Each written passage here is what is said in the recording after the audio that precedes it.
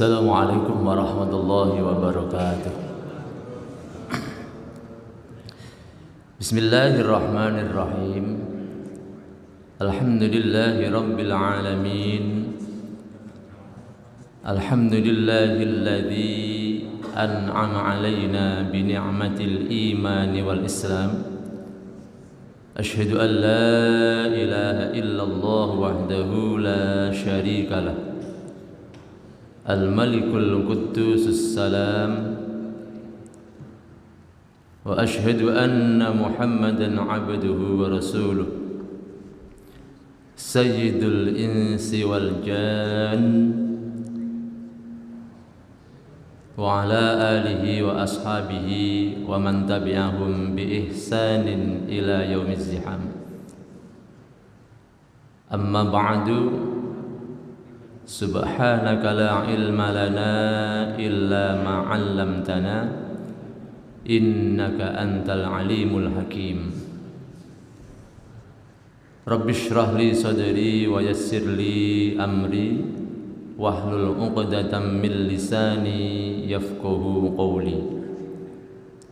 Allahumma iftah 'alaina futuhal 'arifin bihikmatika wansur 'alaina ya dzal jalali wal ikram. Hadratil muhtaramin wal mukarramin, para alim ulama, para asatid, para sesepuh, para hujjaj, bapak-bapak, ibu-ibu dan saudara-saudaraku jamaah salat subuh Masjid Al-Fajar yang dirahmati Allah. Puji dan syukur marilah bersama-sama kita panjatkan kehadirat Allah Subhanahu wa ta'ala. Salawat dan salam semoga tetap Allah limpah curahkan ke pangkuan Nabi kita, suri tauladan kita, Nabi Agung Muhammad sallallahu alaihi wasallam. Tidak lupa kepada para keluarga beliau yang mulia, para sahabatnya, dan juga para pengikutnya ila yaumil qiyamah. Mudah-mudahan keberkahan salawat yang kita panjatkan Allah limpahkan kepada kita dan juga anak cucu dan generasi kita sampai akhir zaman. Amin Allahumma amin. Bapak-bapak dan ibu-ibu yang dirahmati Allah, pagi hari ini saya akan mencoba untuk menyampaikan beberapa ayat Al-Quranul Karim yang sesuai dengan waktu saat ini yang sedang kita lalui. Kita pasti sering berpikir bahwa akhir-akhir ini, kalau kita sadari, kalau dulu waktu kita masih kecil belum bisa berpikir seperti itu. Perputaran waktu itu begitu cepat.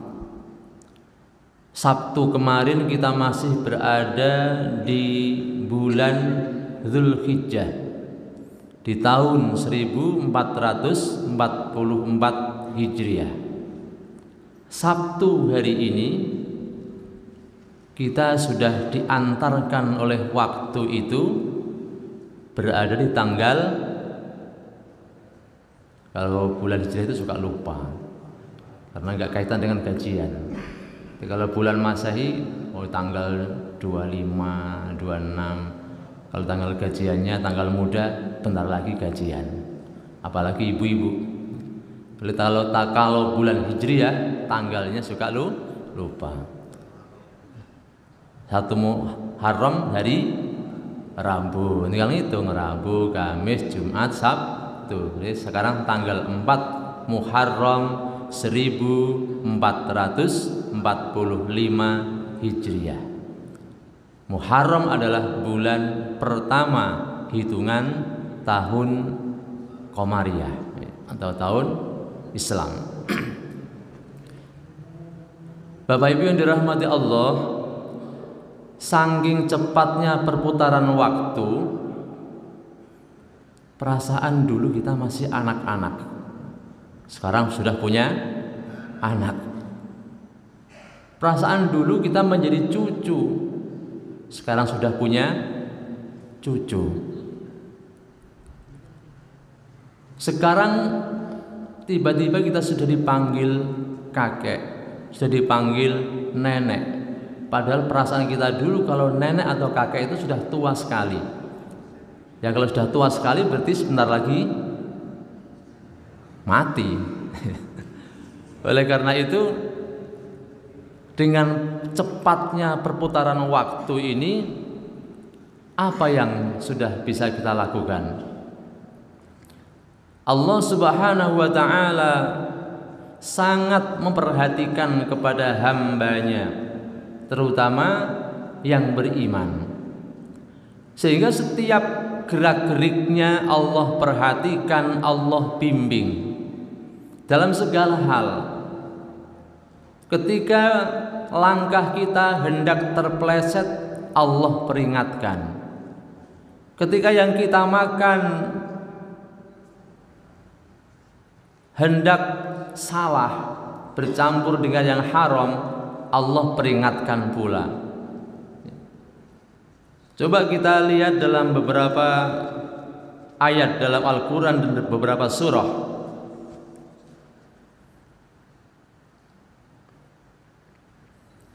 Diawali dengan surah Al-Baqarah misalnya. Saya ambil 2 saja yang banyak sekali sebenarnya, di mana Allah memperingatkan kepada hamba-hambanya yang beriman dengan ayat A'udzubillahi minasyaitonirrajim, ya ayyuhalladzina amanu. Berapa ratus saja ayat yang diawali dengan ya ayyuhalladzina amanu.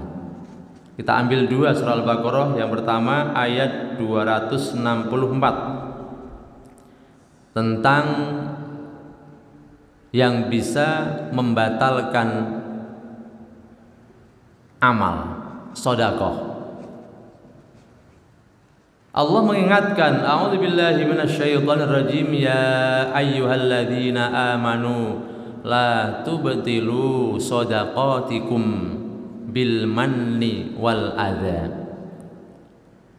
Wahai orang-orang yang beriman, la tubtilu shadaqatikum, janganlah engkau melakukan sesuatu yang bisa membatalkan pahala sedekah. Kenapa Allah peringatkan? Akan sia-sia, kasihan kita sudah mengeluarkan sebagian harta kita tetapi tidak berbuah pahala. Bil manni wal adza, yaitu dengan mengungkit, pantasnya 2 kali, mengungkit doang kurang pantas. Wal adza, dan menyakiti, menyinggung perasaan orang yang kita berikan sedekah. Misalnya, dulu anak kamu kalau bukan saya membiayai nggak akan jadi sekolah. Misalnya, itu kan agak menyinggung perasaan orang yang diberikan bantuan atau sedekah. Sudah mengeluarkan sebagian harta kita tapi tidak berbuah pahala, maka Allah peringatkan jangan begitu. Ayat berikutnya panjang lebar, Allah umpamakan, ya ayyuhalladzina amanu la tubtilu shadaqatikum bil manni wal adza kalladzi yunfiqu malahu ria'an nas. Seperti orang yang memberikan sedekah, berinfak tapi bukan karena Allah, tapi karena ingin dilihat manusia. Allah umpamakan seperti orang menaruh debu di atas batu yang licin, kemudian debu itu ditimpa hujan yang deras, pastilah tidak akan ada tersisa satu butir debu pun yang ada di atas batu itu. Itulah perumpamaan orang yang sedekah kemudian diikuti oleh umpatan, diikuti oleh cacian yang bisa menyakitkan, menyinggung orang yang menerima sedekah. Termasuk berinfak ke masjid sekalipun, itu masjid kalau nggak ada saya pasti belum bisa berdiri seperti ini misalnya. Mungkin kaitannya dengan masjid, dengan Allah, tapi itu ungkapan-ungkapan yang termasuk menyinggung, bukan menyinggung orang lagi, tapi menyinggung Allah Subhanahu wa ta'ala. Yang kedua, surah Al-Baqarah ayat 267 tentang berinfak, masih ada kaitan dengan infak. A'udzu billahi minasyaitonir rajim. Ya ayyuhalladzina amanu anfiqu min thayyibati ma kasabtum. Wahai orang-orang yang beriman, berinfaklah dari apa yang telah engkau hasilkan dari upayamu itu dengan infak yang baik. Ini cenderung kepada materi selain uang, contohnya makanan. Kita berikan makanan kepada tetangga, mungkin kita lagi panen semangka misalnya, yang petani semangka. Yang diberikan kepada tetangga, pilih yang kecil-kecil, pilih yang cacat-cacat. Ini Allah tegur, jangan begitu hambaku yang beriman, tapi anfiqu min thayyibati ma kasabtum. Kalau sekiranya engkau tidak suka mengambil barang tersebut, jangan engkau berikan kepada orang lain. Maka memberikan sesuatu kepada orang lain hendaknya sesuai yang kita juga suka. Jangan punya anggapan, dia mah nggak nanam ini, dikasih yang begini juga sudah senang. Allah peringatkan, jangan begitu. Tapi berbuatlah yang adil. Kalau orang lain tidak suka, kenapa kita berikan? Maka memberikan sesuatu itu sesuai yang kita sukai juga. Beliin sarung yang bagus, VHS. Kenapa? Kalau kita diberikan sesuatu yang bagus pasti senang juga, sering dipakai ke masjid. Ini saya bukan ngingetin untuk dibeliin sarung, bukan, ini contoh saja. Yang ketiga, dulu waktu Islam baru datang, ini di Jazirah Arab khususnya di daerah Makkah itu kan masyarakatnya masih suka mabuk. Tidak ada hari tanpa minum khamr. Tiap hari pasti mabuk. Bahkan konon dikisahkan banyak yang mandinya pun sering pakai khamr karena kesukaannya dengan khamr. Sampai Islam tiba, Islam tidak serta-merta melarang khamr itu, karena Islam tahu itu adalah sebagai kesukaan mereka. Tapi bertahap ayatnya, walaupun dibolehkan, tapi madharatnya akbaru min naf'ihima, madharatnya lebih besar daripada manfaatnya. Maka fajtanibuhu, jauhilah minum khamr. Sampai ada beberapa orang yang sudah masuk Islam tapi masih suka minum khamr, sehingga kalau sholat masih dalam kondisi yang mabuk. Maka Allah peringatkan dengan ayatnya dalam surah An-Nisa 43, ya ayyuhalladzina amanu la taqrabus sholata wa antum sukara hatta ta'lamu ma taqulun. Wahai orang-orang yang beriman, janganlah engkau dekat-dekati sholat ketika engkau dalam keadaan yang mabuk, enggak sadar, sehingga kamu sadar betul dari apa yang engkau ucapkan.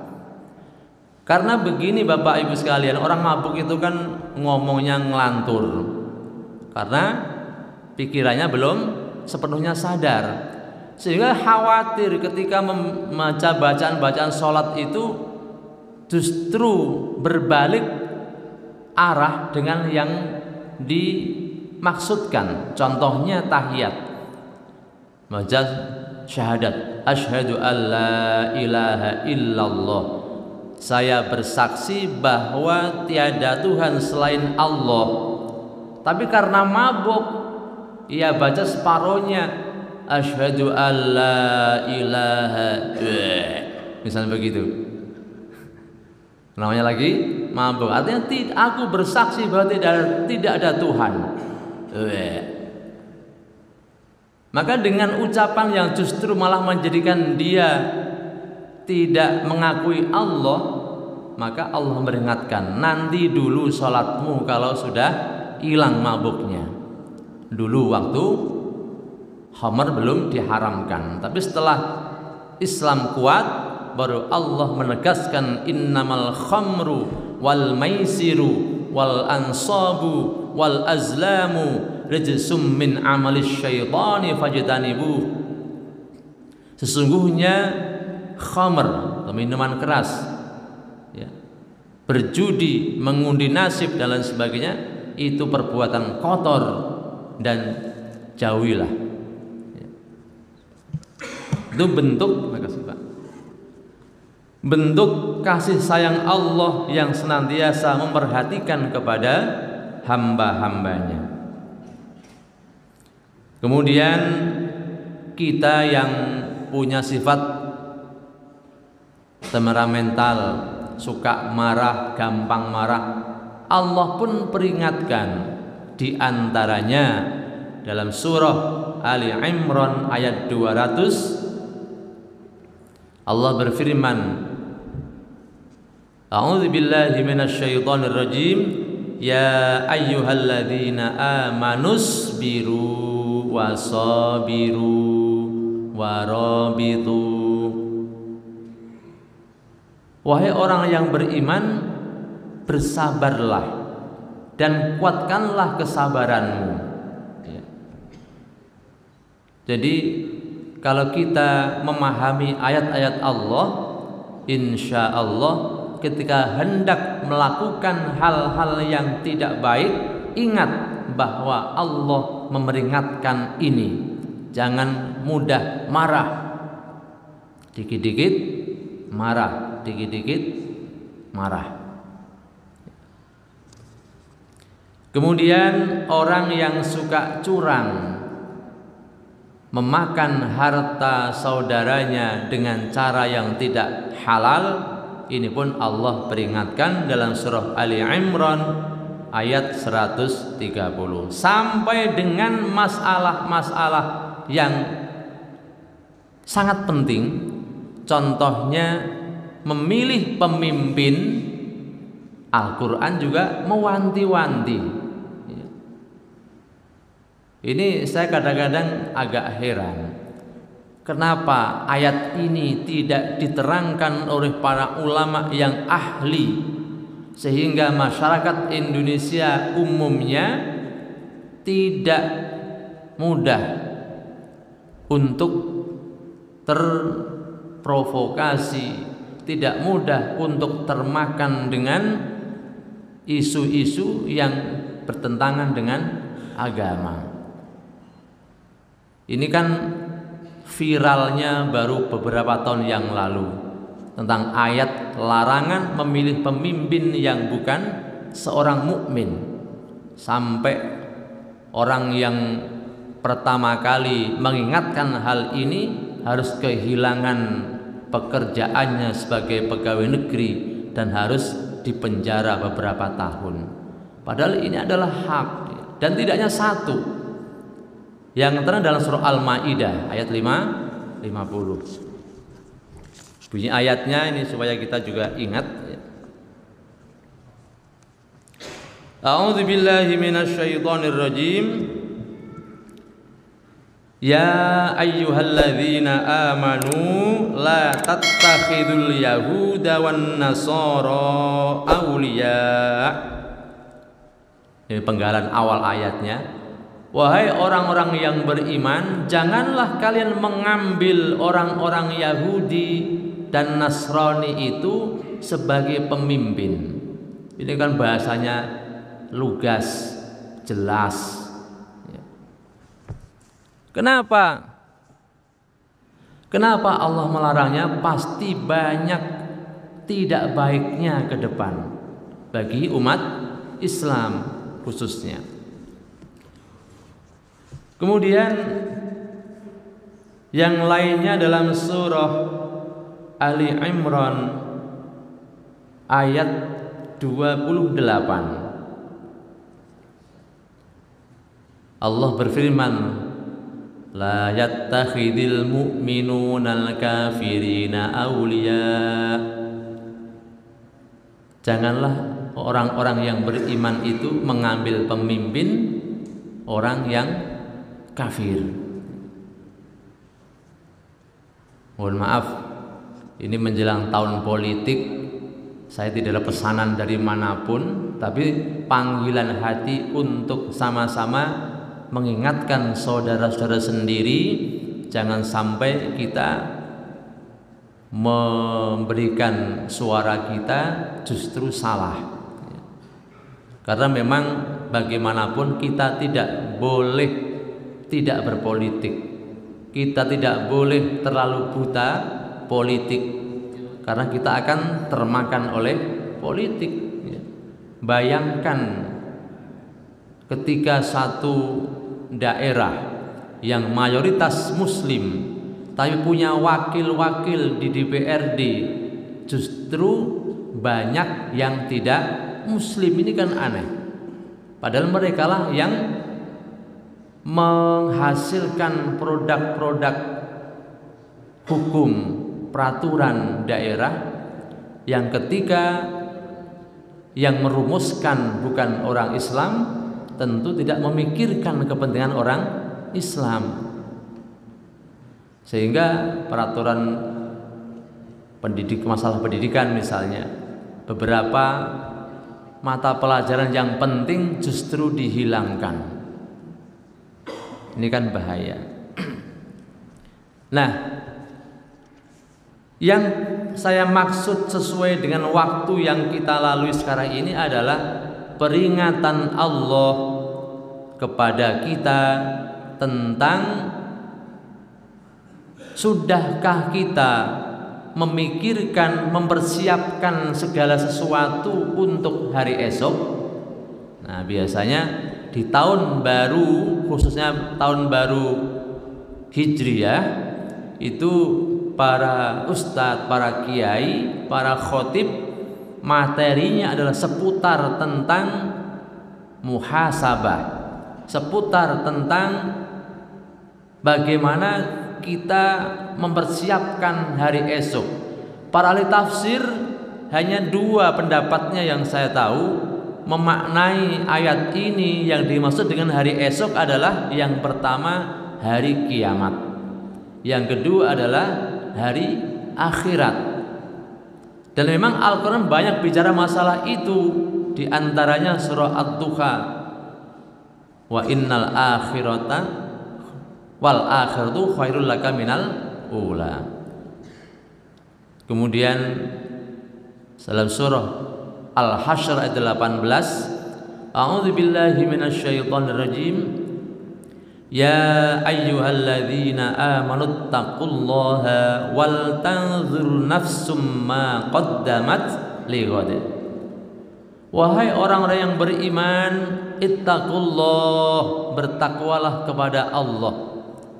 Wal tanzur nafsum ma qaddamat lighad. Hendaknya setiap orang itu memperhatikan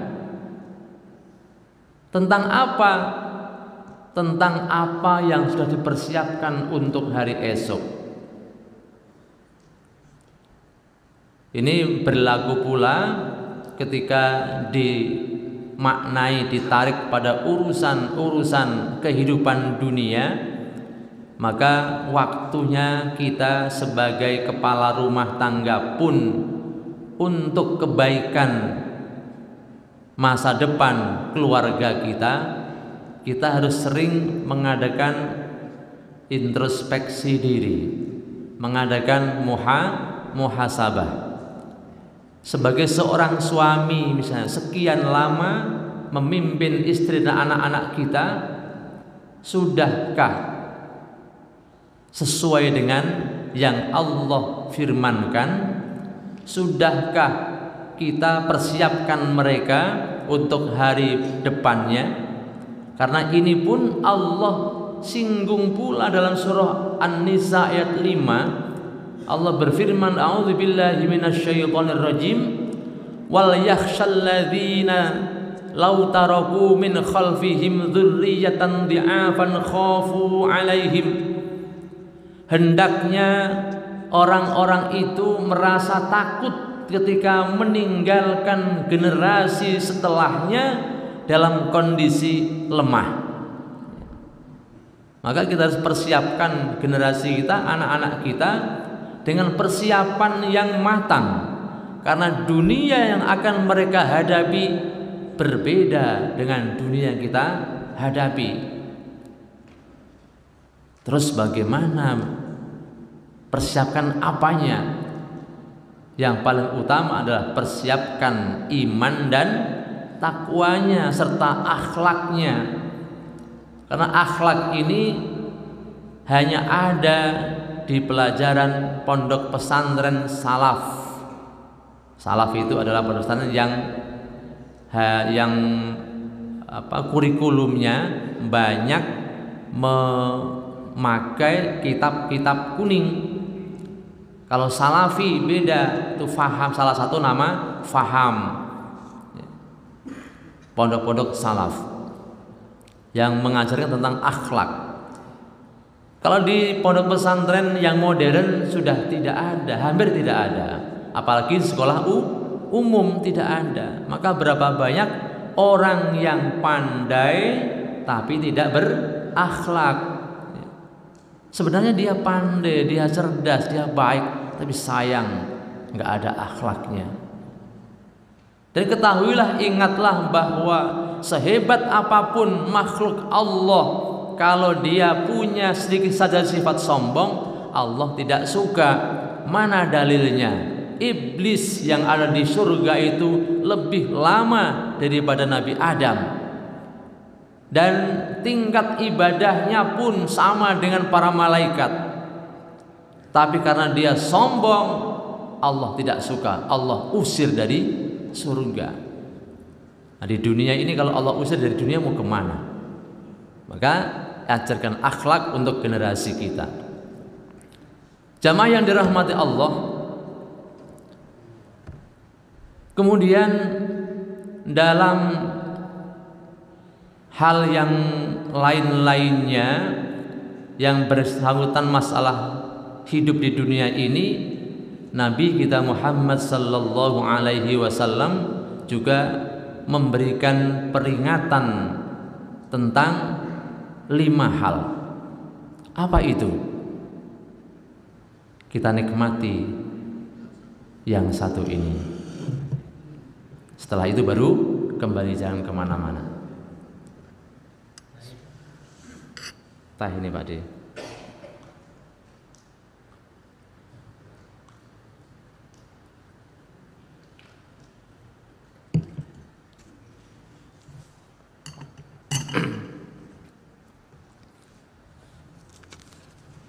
Yang ada kaitannya dengan ayat ini, ayat Al-Hasyr ayat 18. Nabi kita bersabda yang sudah populer hadisnya, apalagi yang generasi Pak Muslih itu udah hafal. Apa hadisnya? Igtanim khamsan qabla khamsin. Jagalah 5 perkara sebelum datang yang 5 itu. Maksudnya generasi Pak Muslih itu apa? Generasinya Roma Irama. Dulu kan ada ada lagunya, jaga 5 sebelum datang yang 5. Nah, begitu. Ini bukan nyanyi, tapi melakukan. Nah, sama saja. Maksudnya menyampaikan hadis Nabi supaya mudah untuk diingat bagi orang-orang awam, itu ada yang dengan cara seperti itu. Karena 5 hal ini pasti kita semua mengalami. Apa itu? Yang pertama, syababaka qabla haromika. Masa mudamu sebelum datang masa tuamu. Masa muda adalah masa untuk berkarya. Masa muda adalah masa untuk mengukir prestasi. Kalau masa muda dihabiskan untuk hal-hal yang tidak bermanfaat, sudah bisa ditebak masa tuanya akan mengalami sengsara. Jangan seperti ungkapan orang Betawi, kelapa muda dikupas-kupasin, kelapa tua tinggal batoknya. Masa muda dipuas-puasin, masa tua tinggal bongkoknya. Ini ungkapan yang memang kenyataannya seperti itu. Kalau masa muda tidak untuk persiapan hari tuanya, maka bisa ditebak nanti masa tuanya akan sengsara. Harusnya apa? Walaupun kelapa muda dikupas-kupasin, tapi kelapa tua dibikin obat. Walaupun masa muda dipuas-puasin, waktunya usia tua untuk bertobat. Itu kan pantun, tapi kan bagus. Cakep. Bapak Ibu yang dirahmati Allah, jadi yang yang memang usia masih muda, ini tidak hanya masalah ibadah, masalah yang lain pun manfaatkanlah usia mudamu untuk banyak menanam. Insya Allah nanti masa tua akan menuai. Kalau tanamanmu bagus, insya Allah yang engkau tuai juga bagus. Tapi kalau yang engkau tanam tidak bagus, jangan berharap yang engkau tuai itu bagus. Maka kembali lagi, sebagai orang tua, teladan atau keteladanan kepada orang-orang yang kita pimpin sangat penting. Bagaimana kita bersikap kepada orang lain, bagaimana kita bertutur kata kepada orang lain, bagaimana kita melakukan hal-hal yang bersinggungan dengan orang lain. Berhati-hatilah, apalagi akhir-akhir ini masalah ucapan yang sepele saja bisa urusannya dengan nyawa. Maka bertutur kata yang baik. Ini pun Allah singgung, Allah peringatkan dalam surah Ya ayyuhalladzina amanu taqullaha wa qulu qawlan sadida. Al-Ahzab akhir. Wahai orang yang beriman, bertakwalah kepada Allah dan berkatalah dengan perkataan yang baik, perkataan yang lembut. Jangan suka berkata kotor, jangan suka berkata yang menyinggung orang lain. Kecuali tidak sengaja. Namanya manusia nggak mungkin selamanya lurus, nggak mungkin selamanya betul. Yang seperti itu adalah malaikat. Kalau manusia akan disifati dengan sifat tempatnya salah dan lupa, ya wajar kalau pernah salah dan pernah lupa. Tapi harus tetap hati-hati.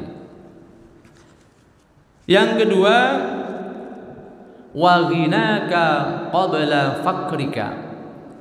Masa ketika engkau dititipkan oleh Allah harta benda sehingga engkau menjadi orang kaya, maka jagalah, gunakanlah untuk hal-hal yang baik. Kenapa? Kekayaan itu tidak kekal. Tidak ada orang kaya selamanya kaya, tidak ada. Kalau toh ada, belum tentu generasi berikutnya mampu untuk meneruskan kekayaannya itu. Sehingga berapapun harta bendanya, kalau tidak ia persiapkan baik itu kepada anak-anaknya sebagai contoh, sering berinfak, sering membantu orang lain dari harta bendanya itu, kalau tidak bisa seperti itu, tunggulah nanti anak-anakmu akan berebut harta warisan yang engkau tinggalkan.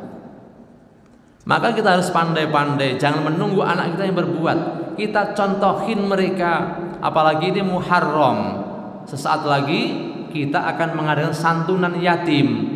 Orang-orang yang punya keluasan rezeki, berikanlah sebagiannya. Dan kalau bisa anak kita menyaksikan, ini loh bapak, ini loh ibu. Bahkan kadang-kadang kalau bisa, di samping memberikan bantuan, berpartisipasi pada santunan di DKM, juga mengadakan santunan pribadi. Karena ada contoh saudara kita sendiri yang dulu ketika hidup itu setiap Muharram, setiap Ramadan ngundang anak yatim ke rumahnya, 70 orang, 100 orang. Tapi tidak dilibatkan anak-anaknya, sehingga sebelum usia tua ia sudah meninggal. Apa yang terjadi? Sudah mencoba saya ingatkan berkali-kali, tapi karena tidak ada pendidikan dari orang tuanya, akhirnya sekian tahun wafat ayahnya, belum sekalipun ia melanjutkan kebiasaan baik ayahnya untuk mengeluarkan harta peninggalan ayahnya untuk santunan anak-anak yatim. Coba bayangkan ketika orang tua yang sudah meninggal ini tidak menanam sendiri ketika masih hidup, alangkah ruginya. Ia di alam kubur sudah tidak bisa berbuat apa-apa, harta bendanya hanya untuk orang-orang yang ditinggalkan, tidak mengetahui harus dibuat apa, apalagi untuk hal-hal yang dianjurkan oleh agama. Maka penting sekali ketika kita diberikan keluasan rezeki, kita biasakan untuk membantu orang lain, tentunya dengan catatan-catatan. Karena banyak terjadi ketika kita mencoba untuk dermawan, kadang-kadang dimanfaatkan oleh orang-orang yang memang punya kebiasaan buruk. Dengan banyak alasan, Pak, orang tua saya meninggal di kampung, saya mau pulang nggak punya ongkos, hanya saya aja. Begitu kasih ongkos, ini baru ongkosnya Pak, nanti kan saya juga perlu ngasih kepada saudara untuk bantu ini itu. Padahal tidak demikian yang ada. Besoknya lagi datang lagi alasan, Pak, anak saya mau sekolah, macam-macam. Akhirnya setiap ada perlu datang ke kita. Ya kita juga tidak mungkin bisa dipaksa begitu. Kalau berinfak kepada orang lain sesuai dengan kondisi kita. Yang paling penting ketika kita melakukan hal-hal seperti itu, tunjukkan pula kepada anak-anak kita agar ketika nanti suatu saat kita sudah tidak ada, mereka pun bisa melanjutkan kebiasaan baik kita, sehingga nanti ketika suatu saat kita jatuh miskin, keluarga kita jatuh miskin, tidak diejek oleh orang lain, penilaian mereka tetap baik, dan justru doa yang mengalir dari lisan-lisan mereka, doa yang baik tentunya. Kemudian berikutnya yang keberapa Pak? Nabi tadi mengatakan jaga 5 sebelum datang yang 5. Pertama, masa mudamu sebelum datang tuamu. Yang kedua, masa kayamu sebelum datang miskinmu. Yang ketiga, pengajian subuh itu memang sangat riskan ya. Mau disampaikan dengan intonasi yang keras, mengganggu orang tidur. Dengan intonasi lembut, ngantuk semua. Yang ketiga, wa faragaka qabla sughlika, masa sempatmu sebelum datang masa sempitmu atau kesibukanmu. Ketika kita longgar waktu, maksudnya urusan ibadah utamanya, utamakan. Biasakan datang ke masjid yang masih sehat. Nanti ada lagi tuh sehatnya, sekarang sempatnya saja. Mumpung masih sempat datang ke masjid. Jangan seperti kebiasaan orang-orang. Kok enggak sering ke masjid, Pak? Tar aja kalau udah pensiun. Udah enggak taunya belum pensiun sudah stroke. Enggak datang ke masjid, Pak. Mau bilang apa? Tar kalau sudah sembuh dari stroke. Stroke kan enggak jelas kapan sembuhnya. Akhirnya enggak jadi ke masjid. Mumpung sempat, setiap ada kesempatan, ada panggilan azan, segera bergegas ke masjid. Saya saja belum bisa seperti orang yang lebih dari itu. Apa itu? Datang ke masjid sebelum waktu azan tiba. Ini yang saya salut itu Pak Ustadz Haji Nunuk Iskandar. Kenapa? Dia datang ke masjid sebelum azan. Kenapa? Memang dia mau azan? Ya maksudnya tidak mau azan, tidak bertugas, tapi datang ke masjid awal. Kita ini masih terbujuk oleh setan, memang kurang ajar. Terus hati kita juga memang belum benar terpanggil. Kita masih suka sebagai masbuker. Makmum masbuk yang dekat. Kok enggak segera masjid, Pak? Belum qomat ini. Qomat masih belum juga. Udah qomat, belum mulai sholatnya. Udah sholat juga mulai sebelum berangkat juga, belum walat dolin. Sehingga ke masjid itu sama dengan yang jauh datangnya. Yang jauh nungguin adzan selesai, nungguin mulai sholat. Yang dekat mulai mau rukuk baru datang. Akhirnya sama-sama masbuk. Coba ini kita kan berada di awal tahun Hijriah nih. Setelah kita muhasabah, nanti kita tetapkan target-target kecil dalam hidup kita. Di antaranya, kalau tahun kemarin sebagai masbuker, masa iya sekarang masbuker lagi, gak ada peningkatan. Ya kita datang lebih awal. Kalau sempat, karena kalau udah sibuk itu ada aja alasannya. Gak ke masjid, Pak, ini pekerjaan belum selesai. Gak ke masjid, Pak. Alasannya banyak sekali karena sibuk. Mumpung sempat, gunakanlah waktu sempatmu sebelum datang sempitmu. Silaturahim pun demikian. Mumpung sempat, sering silaturahim ke rumah saudara kita, sahabat kita.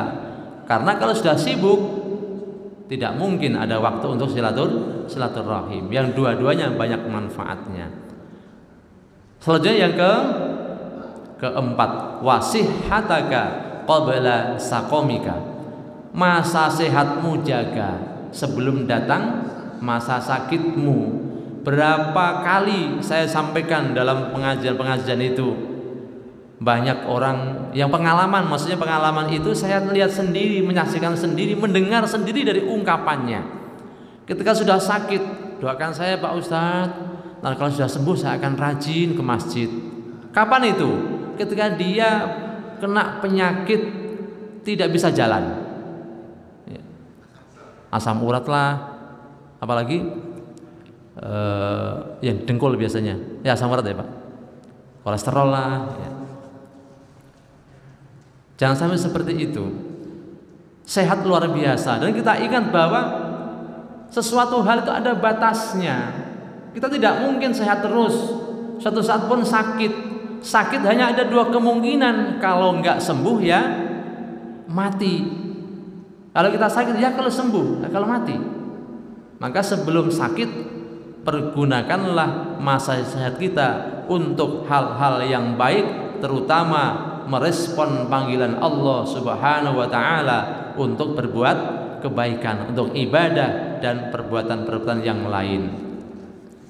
Yang terakhir, wa hayataka qabla mautik.